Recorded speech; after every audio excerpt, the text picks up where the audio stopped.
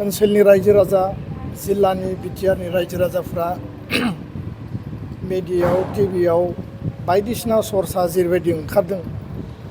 हास्थायदों जे सामाजिक राजनितिक जिउआव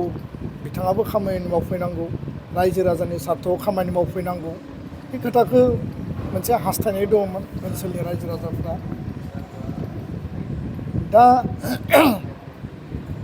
थासारियानो बेबायदि होननानै आं बुंदों आं जोबथारनायाव निमाहा बिदों आरो मोनसेल' आङो गावनि गोसो अन्तरखौ आं सोंदों जे आं मा खालामनो आरो बे मुहुर्तआव गोसोआव बेनो फैदों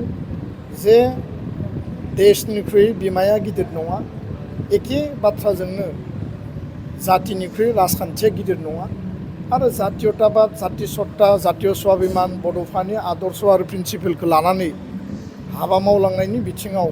आनकमप्रमाइजिं भाबै हारिखौ गेरेमसा माहारि दानायनि बिथिङाव टीम एबसु हिसाबै जों खामानि मावदों मावलांगोन आरो बर' गोजोन गोरोबथानि जिखिनि आद्रा दफाफोर दङ लोगोसेनो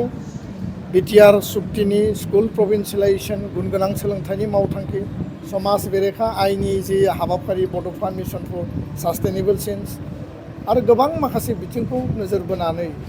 दुलाराय बर' फरायसा आफादा हाबा मावलांगोन